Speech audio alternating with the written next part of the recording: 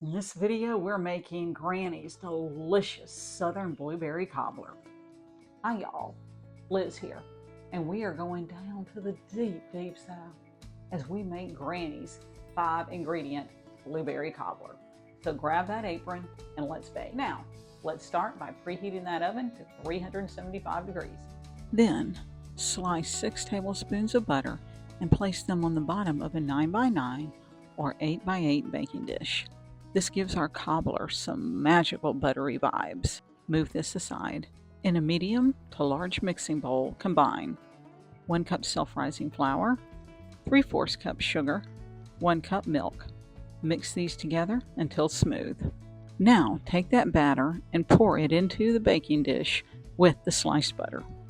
Let's grab a 21-ounce can of blueberry pie filling and scoop that onto our batter.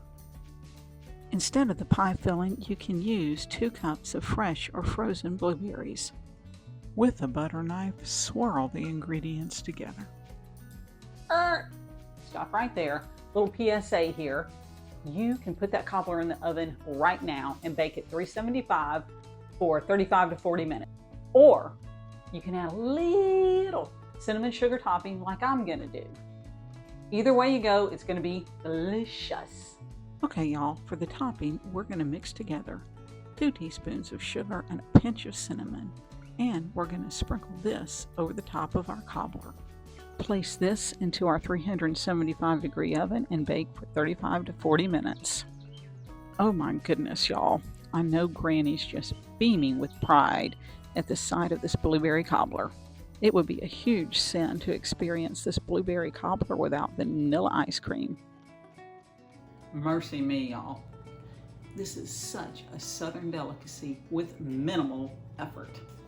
I hope that you will enjoy this cobbler as much as me, my taste buds, and my thighs are enjoying it. Please don't forget to like and subscribe, and if you want more blueberry cobbler videos, click here and here. Thanks for watching.